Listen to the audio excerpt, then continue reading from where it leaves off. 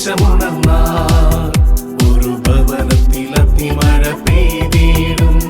പരിശുദ്ധാത്മാവേ കൃപ ചൊരിയണമേ, പരിശുദ്ധാത്മാവേ ശക്തി പകരണമേ. രണ്ട് കരങ്ങൾ നന്നായിട്ടൊന്ന് ഉയർത്തിപ്പിടിച്ചേ. നന്നായിട്ട് ഉയർത്തിപ്പിടിച്ച തലയ്ക്ക് മുകളിൽ ഇങ്ങനെ ഉയർത്തിപ്പിടിക്കണം കേട്ടോ. മടിയും അലസതയൊക്കെ മാറട്ടെ. രണ്ട് കൈകൾ നന്നായിട്ട് ഇങ്ങനെ ഉയർത്തിപ്പിടിച്ചേ. നിങ്ങൾ നിൽക്കുന്ന സ്ഥലത്ത് ഇങ്ങനെ ഉയർത്തിപ്പിടിച്ച് കണ്ണടച്ച് പ്രാർത്ഥിക്കുമ്പോൾ, പ്രത്യേകിച്ച് നിങ്ങൾക്ക് പരിചയമുള്ള ഏതെങ്കിലും ഒരു വ്യക്തിയെ മനസ്സിൽ ഓർത്തൊന്ന് പ്രാർത്ഥിച്ചേ. എന്ന് പറഞ്ഞാൽ നിങ്ങളുടെ പ്രാർത്ഥന അത്രമേൽ ആവശ്യമുള്ള ആരെങ്കിലും ഒരാൾ നിങ്ങളുടെ മനസ്സിൽ ഇപ്പോൾ കർത്താവ് ഓർമ്മയിൽ കൊണ്ടുവരും. ആ വ്യക്തി ആരാണ്? ആ വ്യക്തിക്ക് വേണ്ടി പ്രാർത്ഥിച്ചോ. ദൈവം ഈ വ്യക്തിക്ക് വേണ്ടി പ്രാർത്ഥിക്കാൻ നിന്നെ കൊണ്ടുവന്നിരിക്കുകയാണ്. കർത്താവ്, ഇപ്പോൾ ഞാൻ കരങ്ങൾ ഉയർത്തി പ്രാർത്ഥിക്കുമ്പോൾ എൻ്റെ മനസ്സിൽ തെളിയുന്ന ഈ വ്യക്തിയുടെ രൂപം, ഈ വ്യക്തിയുടെ പേര്, ഈ വ്യക്തിയുടെ അവസ്ഥ കർത്താവ് ഞാൻ സമർപ്പിക്കുന്നു. ഈ വ്യക്തി കടന്നു പോകുന്ന ഏത് മേഖലയിലും കർത്താവെ അങ്ങ് അത്ഭുതകരമായിട്ട് ഇടപെടണമേ. ഈ പോട്ടാശ്രമത്തിൽ നിന്നുകൊണ്ട് ഞങ്ങൾ പ്രാർത്ഥിക്കുമ്പോൾ ആ വ്യക്തി ആയിരിക്കുന്ന ഇടത്തിൽ കർത്താവെ കാണപ്പെടുന്ന ഒരത്ഭുതം, ഒരടയാളം സംഭവിക്കണമേ. ആ വ്യക്തിയുടെ വിശ്വാസം വർദ്ധിപ്പിക്കുന്ന ദൈവിക ഇടപെടലുകൾ സംഭവിക്കണമേ.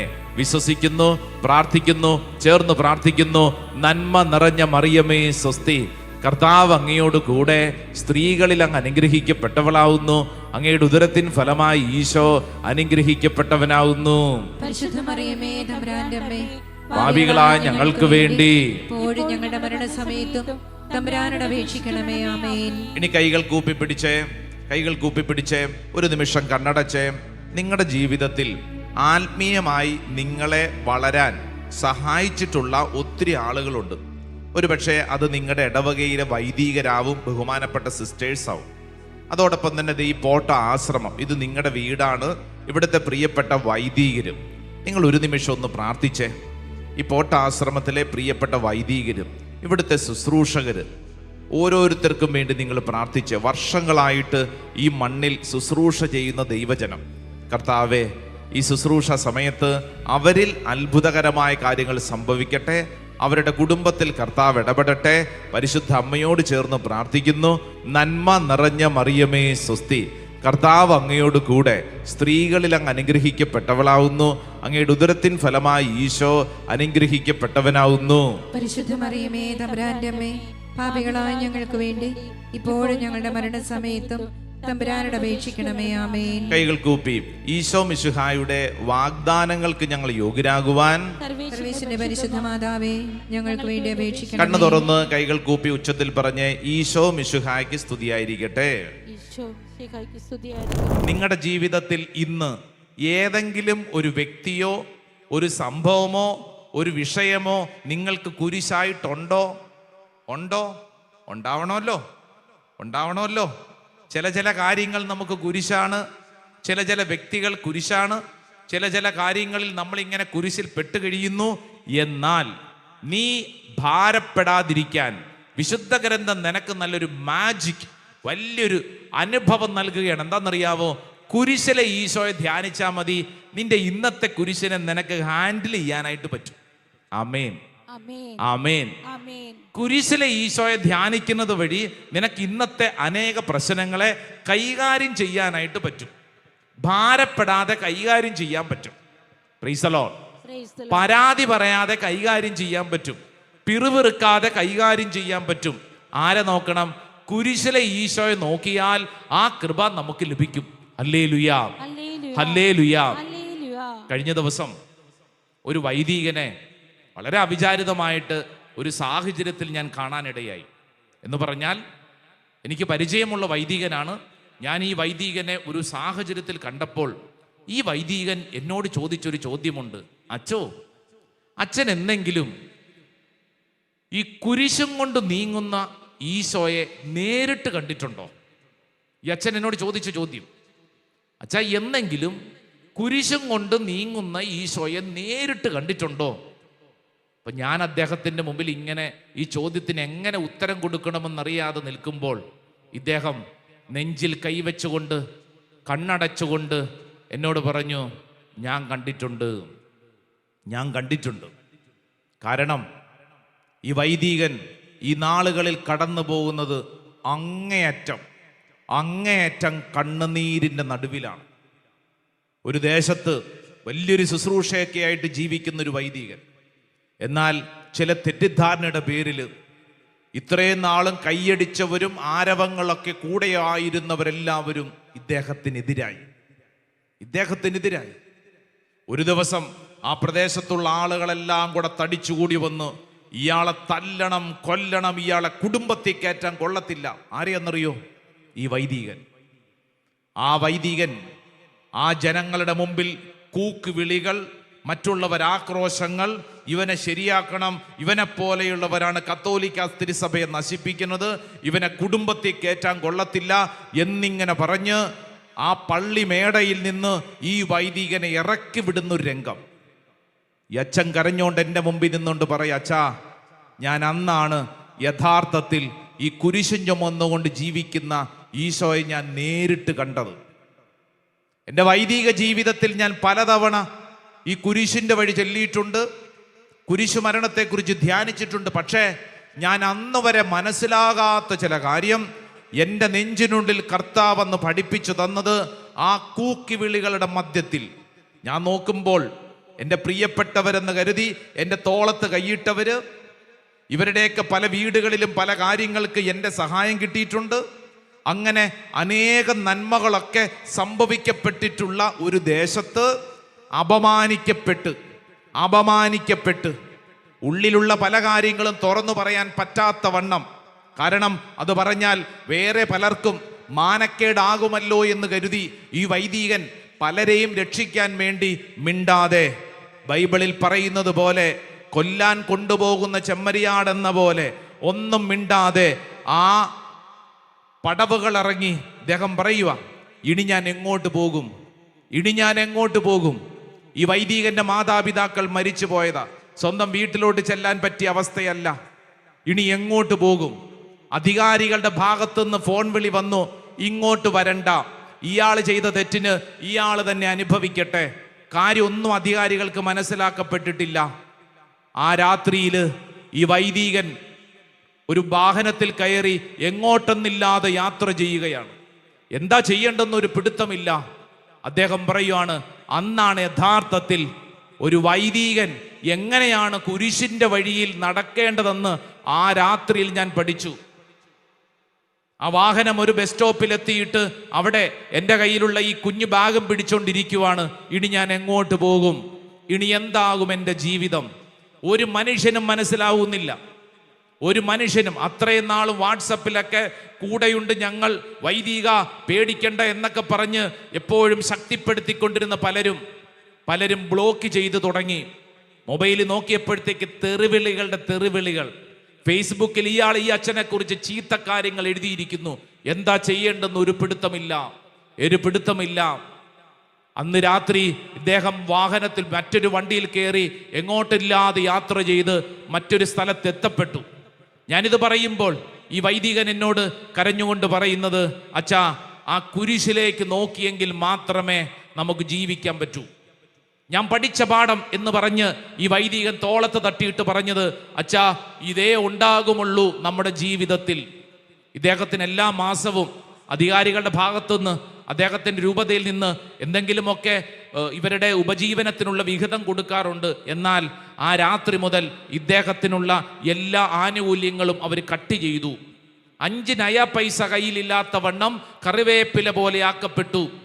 പ്രൈവറ്റ് കുർബാന ചെല്ലാൻ മാത്രം അനുവാദം, പബ്ലിക്കായിട്ട് എങ്ങും പ്രത്യക്ഷപ്പെടാൻ പാടില്ല. ഇദ്ദേഹം പറയുകയാണ്, അച്ഛാ, കുരിശിലേക്ക് നോക്കി എൻ്റെ മുമ്പിൽ ആ കുരിശിൽ കിടക്കുന്നവൻ അന്ന് രാത്രി ചിരിച്ചു കാണിച്ചു. ഇപ്പൊ നിനക്ക് കുരിശിന്റെ വിഷമം മനസ്സിലാകുന്നുണ്ടോ? അച്ഛാ, അത്രമേൽ ഞാൻ കുരിശിന്റെ വഴിയിൽ കുരിശും കൊണ്ട് പോകുന്ന ഈശോയെ കണ്ടു. Praise the Lord. ഹല്ലേലൂയ. ഞാനിത് പറയുമ്പോൾ ഏതെങ്കിലും ഒരു വിഷയത്തെ എക്സാജറേറ്റ് ചെയ്ത് പറയാനല്ല, മറിച്ച് ഇത് ഞാൻ പറയുമ്പോൾ നമ്മുടെ വീട്ടിൽ, നമ്മുടെ ചുറ്റുവട്ടത്ത്, നമ്മുടെ ബന്ധങ്ങളിൽ, നമ്മുടെ നെഞ്ചിൻ്റെ അകത്ത് സംഭവിക്കുന്ന കാര്യം ഒരു മനുഷ്യനും കൂടെ ഉണ്ടായില്ലെന്ന്. നിങ്ങൾ ഈശോ കുരിശും കൊണ്ട് ചുമന്നുകൊണ്ട് പോയപ്പോൾ ആരെങ്കിലും കൂടെ ഉണ്ടായിരുന്നു? എന്തിനാ? കഴിഞ്ഞ ദിവസം ഓശാന പാടിയവർ, അല്പം കഴിഞ്ഞപ്പോൾ മാറി നിന്ന് ഇവനെ ക്രൂശേ കയറ്റുക എന്ന് പറഞ്ഞു. കൈയടിച്ചവരും അപ്പം മേടിച്ച് ഭക്ഷിച്ചവരും രോഗശാന്തി കിട്ടിയവരും ഒറ്റ ഒരുത്തം പോലും കൂടെ ഉണ്ടായില്ല. വിങ്ങിപ്പൊട്ടുന്ന ഹൃദയത്തോടുകൂടെ മറിയത്തിൻ്റെ ചില സ്ഥാനങ്ങൾ മാത്രമേ അവിടെയുള്ളൂ, വേറെ ആരുമില്ലെന്ന്. ഒറ്റ മനുഷ്യനുമില്ല. കൂടെയുണ്ടായിരുന്നവനൊക്കെ എങ്ങനെ പോയെന്ന് ബൈബിൾ എഴുതിയിട്ടില്ലേ അല്ലേ? ഈശോനെ അനുഗമിച്ചിരുന്ന ഒരുത്തൻ അവസാനം ഗതികെട്ടപ്പോൾ തുണി വരെ ഉപേക്ഷിച്ചിട്ട് അവൻ ഓടിക്കളഞ്ഞു. ആരുമില്ലെന്ന്. ഇവിടെ ഇരിക്കുന്ന ഓരോരുത്തരും ഹൃദയത്തിൽ അത് ഉറപ്പിച്ചോണം. കുരിശിന്റെ വഴിയിൽ നിനക്ക് കൃത്യമായി ഈശോനെ കാണാൻ പറ്റും. എപ്പോഴെന്നറിയോ? അവനിങ്ങനെ കുരിശ് ചുമന്നുകൊണ്ട് നിന്റെ മുമ്പിൽ നിൽക്കും. നീ സമാനമായ ചില അനുഭവങ്ങളിലൂടെ കടന്നു പോകുമ്പോൾ ഹല്ലേലൂയാ, ഹല്ലേലൂയാ. ഈ കുരിശ് നിന്റെ മുമ്പിൽ വേറെ ചില അനുഭവങ്ങൾ പകർന്നു തരും. ഇന്ന് വരെ കാണാത്ത ചില കാര്യങ്ങൾ, ഇന്ന് വരെ അനുഭവിക്കാത്ത ചില കാര്യങ്ങൾ നിനക്ക് വേണ്ടി കർത്താവ് പ്രവർത്തിക്കാൻ തുടങ്ങും. പ്രൈസ് ദി ലോർഡ്, ഹല്ലേലൂയാ, ഹല്ലേലൂയാ. ഞാൻ ഈ പറഞ്ഞതിൻ്റെ തൊട്ടടുത്ത ഒരു വശം കൂടെ ഞാൻ പറയട്ടെ. ഞാൻ ഈ കഴിഞ്ഞ ദിവസം ഈ വൈദികനെ കണ്ടപ്പോൾ ഈ വൈദികന്റെ അവസ്ഥ എന്തെന്നറിയോ? വലിയൊരു നാണക്കേടിൽ നിന്ന് മാറി ഇപ്പോൾ ജീവിതത്തിന്റെ ചില മേഖലകൾ ജീവിക്കുന്നു. ഇദ്ദേഹത്തിന്റെ അവസ്ഥ ഇദ്ദേഹം പറയുകയാണ്, അച്ഛാ, അധികാരികൾ എനിക്ക് എല്ലാ മാസവും തരേണ്ട ആ ഉപജീവനത്തിനുള്ളതും കൂടെ നഷ്ടപ്പെട്ട് കഴിഞ്ഞപ്പോൾ എന്തു ചെയ്യണമെന്നറിയാതെ ആ രാത്രി ഞാൻ കുരിശും കണ്ടുകൊണ്ട് ജീവിക്കുന്നു. നേരം വെളുത്തപ്പോൾ എൻ്റെ മൊബൈലിലേക്ക് ഒരു മെസ്സേജ് വന്നു. വർഷങ്ങൾക്ക് മുമ്പ്, 8-9 വർഷങ്ങൾക്ക് മുമ്പ് ഈ വ്യക്തിയെ, ഈ വൈദികനെ സാമ്പത്തികമായിട്ട് സഹായിച്ച വിദേശത്തുള്ള ഒരു സ്ത്രീയുടെ മെസ്സേജ്. 8 വർഷങ്ങൾക്ക് മുമ്പ്. പിന്നീട് ഒരു കോണ്ടാക്റ്റും ഇല്ല കഴിഞ്ഞ 8 വർഷമായിട്ട്. നേരം വെളുക്കുമ്പോൾ ഈ അച്ഛൻ്റെ മൊബൈലിൽ ഒരു മെസ്സേജ്. ആ മെസ്സേജ് ഇങ്ങനെയാണ്: അച്ഛാ, ഇന്നലെ രാത്രി എനിക്ക് ഉറങ്ങാൻ സാധിച്ചില്ല. അച്ഛന് വേണ്ടി ഞങ്ങൾ പ്രാർത്ഥിക്കുന്നു. ഈ സ്ത്രീ മറ്റൊരു രാജ്യത്ത്, മലയാളിയല്ല, ഈ അച്ഛനെക്കുറിച്ച് ഒരു വിവരവുമില്ല. പക്ഷെ ആ സ്ത്രീ പറയുവാണ്, അച്ഛാ, അച്ഛൻ്റെ ഇനിയുള്ള നാളുകളിൽ എല്ലാ മാസവും ഒരു ചെറിയ വിഹിതം തന്ന് അച്ഛൻ്റെ ഉപജീവന മാർഗങ്ങൾ ക്രമീകരിക്കണമെന്ന് ഈശോ എന്നോട് ആവശ്യപ്പെട്ടു. അച്ഛന് എൻ്റെ വിഹിതം ഇരിക്കട്ടെ. നല്ല കയ്യടി കർത്താവായ ഈശോയ്ക്ക് കൊടുത്തേ. ഹല്ലേലൂയാ. അച്ഛൻ ഈ മൊബൈൽ മെസ്സേജ് കണ്ട് ആ കുരിശിലേക്ക് നോക്കി. കുരിശിലെ ഈശോ വീണ്ടും കണ്ണടച്ച് ചിരിച്ചു കാണിച്ചു. വിഷമിക്കണ്ട, നീ വിഷമിക്കണ്ടെന്ന്, വിഷമിക്കണ്ടെന്ന്. ഹല്ലേലൂയാ, ഹല്ലേലൂയാ. ഇന്ന് ഈ വൈദികൻ നിൽക്കുന്നൊരു സ്ഥലം, അദ്ദേഹം മറ്റൊരാൾ സ്ഥലത്താണ് എന്ന് പറഞ്ഞു കഴിഞ്ഞാൽ അവിടെ ഒത്തിരി സെക്യൂരിറ്റി ഗാർഡൊക്കെ ഉള്ളൊരു സ്ഥലം. ഇത് ഞാൻ പറയുമ്പോഴത്തേക്ക് ഇതിൻ്റെ മറുവശം മനസ്സിലാക്കാൻ വേണ്ടിയിട്ടാണ്. ഇന്ന് ഈ വൈദികൻ എന്ന് പറഞ്ഞു കഴിഞ്ഞാൽ വളരെ കണ്ണുനീരും വിഷമൊക്കെ ഉള്ളിലുണ്ടെങ്കിലും മുറിക്ക് പുറത്തിറങ്ങുമ്പോൾ സെക്യൂരിറ്റി ഗാർഡ് ഇദ്ദേഹത്തെ സല്യൂട്ട് അടിക്കും. നാളുകൾക്ക് മുമ്പ് നാട്ടുകാരെ കല്ലെറിയാനും കൂക്ക വിളിക്കാനും നിന്ന അതേ ജനത്തിൻ്റെ ചില പ്രതിനിധികൾ എന്ന വണ്ണം ഇയാളെ സല്യൂട്ട് അടിക്കും ഈ അച്ഛന്. ഈ അച്ഛൻ പറയുവാണ്, കുരിശിലെ ഈശോ എന്നെ നോക്കി ഇങ്ങനെ ചിരിച്ചു കാണിച്ചുകൊണ്ടിരിക്കുക. ഇതെവിടെ ചെന്ന് അവസാനിക്കുമെന്ന് അറിഞ്ഞുകൂടാ. ജീവിതം അങ്ങേയറ്റം കുരിശിൻ്റെ വഴി. നോമ്പുകാലത്ത് മാത്രം ധ്യാനിക്കേണ്ടതല്ല കുരിശിൻ്റെ വഴി. ഓർത്തോണേ, നോമ്പുകാലത്ത് മാത്രം ധ്യാനിക്കാനുള്ളതല്ല, മറിച്ച് അനുദിന ജീവിതത്തിൽ ഈ കുരിശിൻ്റെ വഴിയാണ് നമ്മുടെ മുമ്പിലുള്ള പാത. അതത്ര തേച്ചു മിനുക്കിയതൊന്നുമല്ല, മുള്ളു നിറഞ്ഞതാണ്. വീഴും, എഴുന്നേക്കും. ഈ കുരിശിലെ ഈശോ നിന്റെ മുമ്പിൽ ചില പാഠങ്ങൾ പഠിപ്പിക്കും. കുരിശിനെ നോക്കുന്നവർക്ക് ഈ ഭൂമിയിലുള്ള എല്ലാ അനുഭവങ്ങളെയും വേറിട്ട ഒരു കാഴ്ചപ്പാടിൽ കാണാൻ സാധിക്കും. ഹല്ലേലൂയാ, ഹല്ലേലൂയാ. ഇവിടെ ഇരിക്കുന്ന ഓരോരുത്തരും ശ്രദ്ധിക്കണേ. നിന്റെ വീട്ടിൽ, നിന്റെ വ്യക്തിപരമായ ജീവിതത്തിൽ നീ ഇന്ന് ഏത് കുരിശാണോ ഏറ്റെടുത്തിരിക്കുന്നത്, ആ കുരിശിന് അർത്ഥമുണ്ടെന്ന് കുരിശെ കിടക്കുന്നവൻ നിന്നെ പഠിപ്പിക്കുന്നു. കുരിശിൽ കിടക്കുന്ന ഈശോയെ നോക്കിയാൽ നിന്റെ ഇന്നത്തെ സഹനത്തിന് അർത്ഥങ്ങൾ, നമ്മൾ കാണാത്ത ചില മേഖലകൾ ദൈവത്തിൻ്റെ ആത്മാവ് വെളിപ്പെടുത്തി നൽകും. 2 കരങ്ങളും സ്വർഗത്തിലേക്കൊന്ന് ഉയർത്തിപ്പിടിച്ചാലോ? എൻ്റെ പ്രിയപ്പെട്ട സഹോദരങ്ങളെ, നമ്മുടെയൊക്കെ ജീവിതത്തിൽ പലവിധ സഹനങ്ങളിലൂടെ കടന്നു പോകുന്നവരാണ്. 2 കരങ്ങൾ സ്വർഗത്തിലേക്ക് ഉയർത്തിപ്പിടിച്ച് കണ്ണടച്ച് പ്രാർത്ഥിക്കുമ്പോൾ നീ വിശ്വസിക്കണം, നിനക്ക് വേണ്ടി തൂങ്ങപ്പെട്ടവൻ ഉണ്ട്, നിനക്ക് വേണ്ടി കുരിശിൽ മരിച്ചവനുണ്ട്, നിനക്ക് മുമ്പേ വഴി കാണിച്ചു തന്ന ക്രിസ്തു നിന്റെ മുമ്പിലുണ്ട്. 2 കരങ്ങൾ സ്വർഗത്തിലേക്ക് ഉയർത്തി കണ്ണുകളടച്ച് പ്രാർത്ഥിക്കുന്ന സമയം ഓരോ വ്യക്തിയും വിശ്വസിക്കുക. എനിക്ക് വേണ്ടി കുരിശിലേറ്റപ്പെട്ടവൻ, എനിക്ക് വേണ്ടി മരിച്ചവൻ, എൻ്റെ ജീവിതത്തിൻ്റെ എല്ലാ അനുഭവങ്ങൾക്കും മറ്റൊരു മേഖലയുണ്ടെന്ന് എന്നെ പഠിപ്പിച്ചവൻ. ദൈവമേ, ഈ കുരിശിന്റെ മുമ്പിൽ എൻ്റെ ജീവിതം ഞാൻ സമർപ്പിക്കുന്നു. 2 കരങ്ങൾ സ്വർഗത്തിലേക്ക് ഉയർത്തിപ്പിടിച്ച് കണ്ണുകളടച്ച ഓരോ വ്യക്തിയും വിശ്വസിക്കുക. ദൈവമേ, എൻ്റെ ജീവിതത്തിൻ്റെ എല്ലാ ദുരിതപൂർണമായ അനുഭവങ്ങളിലും കഷ്ടതകളിലും പതറിപ്പോകാതിരിക്കുവാൻ ഈ കുരിശിന്റെ ശക്തി എന്നെ പഠിപ്പിക്കണമേ. കരങ്ങൾ ഉയർത്തി ദൈവജനം ഒരുമിച്ചൊന്ന് സ്തുതിച്ചൊന്ന് പ്രാർത്ഥിച്ചേ, യേശുവേ എന്ന് വിളിച്ചൊന്ന് പ്രാർത്ഥിച്ചേ. ഓ കർത്താവേ, ഒരു പുത്തൻ അഭിഷേകം ഈ ശുശ്രൂഷ സമയത്ത് നൽകണമേ. ഒരു പുത്തൻ അഭിഷേകം ഈ ശുശ്രൂഷ സമയത്ത് നൽകണമേ. കുരിശിനെ നോക്കി ധ്യാനിക്കാൻ, ഈ കുരിശിനെ പഠിക്കാൻ കർത്താവേ ഞങ്ങൾക്ക് ബലം നൽകണമേ. ഒന്ന് സ്തുതിച്ചൊന്ന് പ്രാർത്ഥിച്ചേ. ഹല്ലേലൂയാ, ഹല്ലേലൂയാ, ഹല്ലേലൂയാ, ഹല്ലേലൂയാ. യേശുവേ നന്ദി, യേശുവേ സ്തുതി, യേശുവേ ആരാധന. ഹല്ലേലൂയാ, ഹല്ലേലൂയാ, ഹല്ലേലൂയാ. ഓ ദൈവമേ, ഇപ്പോൾ ഈ ശുശ്രൂഷയിൽ പങ്കെടുക്കുന്ന ഓരോ വ്യക്തിക്കും ഈ കുരിശിന്റെ അനുഭവം, കുരിശിന്റെ വഴിയിൽ യേശു കടന്നുപോയ അനുഭവം സമ്മാനിച്ച് ഞങ്ങളെ ശക്തിപ്പെടുത്തണമേ. പിതാവിൻ്റെയും പുത്രന്റെയും പരിശുദ്ധാത്മാവിൻ്റെയും നാമത്തിൽ ആമേൻ. പ്രിയപ്പെട്ടവരെ, നമുക്ക് മുട്ടുകുത്താം. മുട്ടുകുത്തി കരങ്ങൾ കൂപ്പി ദൈവസന്നിധിയിൽ നമ്മൾ ആരാധനയിൽ പ്രാർത്ഥിക്കുകയാണ്.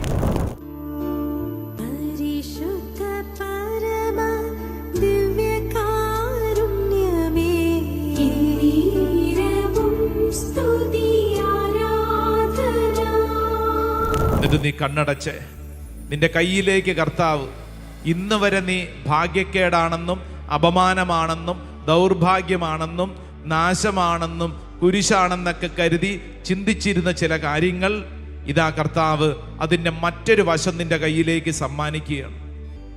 നിന്റെ ചിന്താഗതികളെ കർത്താവ് മാറ്റിമറിക്കുകയാണ്. കർത്താവ് ഇതാ നീ വിചാരിച്ച മേഖലയിൽ മറ്റൊരു അനുഗ്രഹം നൽകി.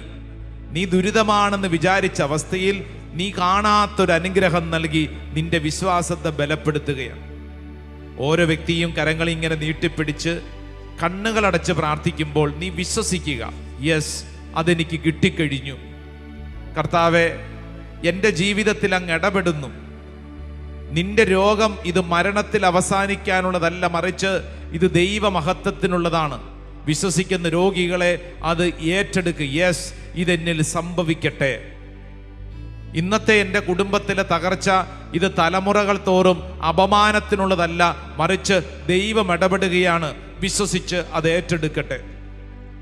നിന്റെ കുടുംബത്തിൽ ഏതെങ്കിലും വ്യക്തിപരമായ തകർച്ചകളിൽപ്പെട്ട് കഴിയുന്ന വ്യക്തികളുണ്ടെങ്കിൽ അവർക്ക് വേണ്ടി നിങ്ങൾ ഏറ്റെടുത്ത് പ്രാർത്ഥിക്കട്ടെ.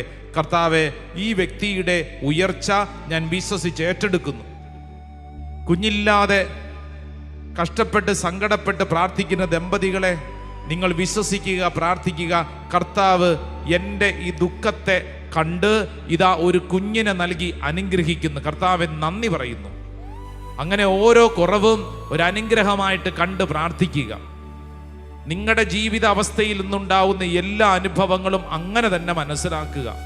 കർത്താവ് ഇടപെടുകയാണ്. Oh Jesus, thank you Lord. എൻ്റെ ഭാരമാണെന്നും കുരിശാണെന്നും സങ്കടമാണെന്നും കുറവുകളാണെന്നും ഞാൻ കരുതിയ ഓരോ അവസ്ഥയും കർത്താവെ അനുഗ്രഹമാക്കുന്നതിന് നന്ദി. കർത്താവെ, എനിക്ക് കർത്താവെ അങ്ങ് ഈ അനുഗ്രഹം നൽകുന്നതിന് നന്ദി. നന്ദി പറഞ്ഞ് പ്രാർത്ഥിക്കുക. ഇത്രയും നാളും പ്രോബ്ലമാണെന്ന് കരുതിയ കാര്യങ്ങൾ ഇതാ ഈ അൾത്താരയുടെ മുമ്പിൽ ഒരു ബ്ലെസ്സിങ് ആണെന്ന് കരുതി ഏറ്റെടുക്കുന്നു. നിന്റെ മകൻ നിനക്കൊരു അനുഗ്രഹമാണപ്പാ. മകൻ ഒരു പ്രോബ്ലം അല്ല. മകൻ ഒരു പ്രോബ്ലമാണെന്ന് കരുതുന്ന ഒരു അപ്പനോടാണ് കർത്താവ് പറയുന്നത്, ഹീ ഈസ് എ ബ്ലെസ്സിങ്. മകനൊരു അനുഗ്രഹമാണ്, അവനൊരു പ്രശ്നമല്ല.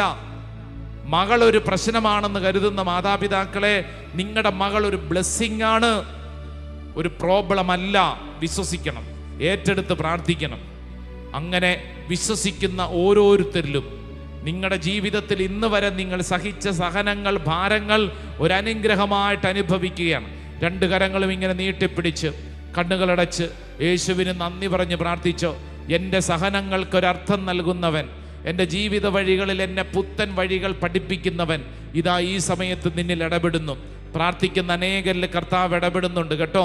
ഹബക്കൂക്കിന്റെ പ്രവചനം 1:5 ജനതകളുടെ ഇടയിലേക്ക് നോക്കി നിങ്ങൾ വിസ്മയഭരിതരാകുവിൻ, പറഞ്ഞാൽ വിശ്വസിക്കാനാകാത്ത ഒരു കാര്യം നിങ്ങളുടെ മേൽ ഈ നാളുകളിൽ ദൈവം ചെയ്യാൻ പോകുന്നു.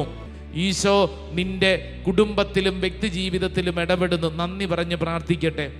ഒരു കുഞ്ഞു ജനിച്ചതിന് ശേഷം ആ കുഞ്ഞിനുള്ള ചില വൈകല്യങ്ങളെ ഓർത്ത് ഭാരപ്പെടുന്ന ദമ്പതികളെ ഓൺലൈൻ ശുശ്രൂഷയിൽ പങ്കെടുക്കുന്നുണ്ട്. നിങ്ങളോടാണ് കർത്താവ് പറയുന്നത്, ആ കുഞ്ഞൊരു പ്രോബ്ലം അല്ല, അതൊരനുഗ്രഹമാണ്. അതൊരനുഗ്രഹമാണ്. നിങ്ങളത് തിരിച്ചറിയും. നന്ദി പറഞ്ഞ് പ്രാർത്ഥിക്കുക, നന്ദി പറഞ്ഞ് പ്രാർത്ഥിക്കുക. ഭാരപ്പെടണ്ട. നിനക്കുണ്ടായ അപമാനം ഒരു അനുഗ്രഹമാണ്. നന്ദി പറഞ്ഞ് പ്രാർത്ഥിക്കുക. പലതും മനസ്സിലാവുന്നതിന് കർത്താവ് നിനക്ക് തന്നതാണ്. ആവശ്യ നേരത്തെ സഹായിക്കാൻ ആരും ഉണ്ടായില്ലല്ലോ, എന്നാൽ നീ ഒരു കാര്യം തിരിച്ചറിഞ്ഞില്ലേ? യേശു മാത്രമേ കൂടെ ഉണ്ടാവുകയുള്ളൂ. കർത്താവ് ആ ഒരു അവസ്ഥ നൽകി നിന്നെ പഠിപ്പിച്ചതാണ്. കർത്താവെ, എനിക്കുണ്ടായ അവസ്ഥയോർത്ത് നന്ദി പറഞ്ഞ് പ്രാർത്ഥിക്കുന്നു. കണക്കുകൂട്ടലുകൾ തെറ്റി സങ്കടപ്പെടേണ്ട സഹോദര, കർത്താവ് കൂടെയുണ്ടെന്ന്. നിന്റെ കണക്കുകൂട്ടലുകൾ തെറ്റിയത് കർത്താവിൻ്റെ കണക്കുകൾ ശരിയാക്കാനാണ്. നിന്റെ കണക്കുകൂട്ടലുകൾ തെറ്റിയത് കർത്താവിൻ്റെ കണക്കുകൾ ശരിയാക്കാനാണ്. നിന്റെ കുടുംബത്തെക്കുറിച്ച് കർത്താവിന് ചില കണക്കുകൾ, പദ്ധതികളുണ്ട്.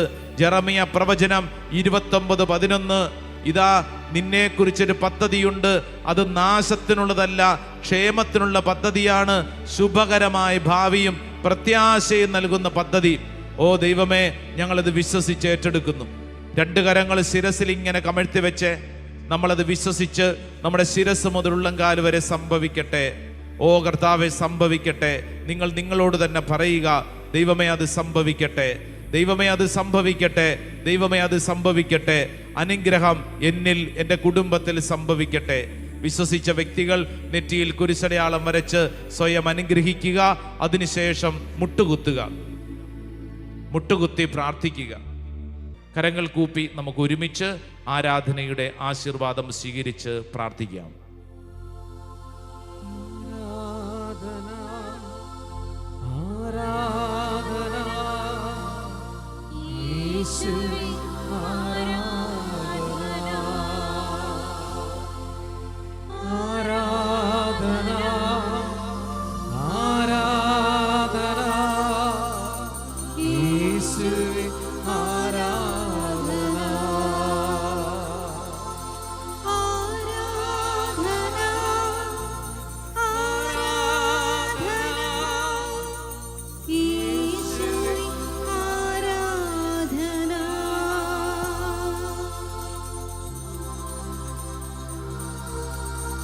പരിശുദ്ധ പരമമാ ദിവ്യകാരുണ്യമേ, എന്നുമെന്നും അങ്ങേക്കാരാധന.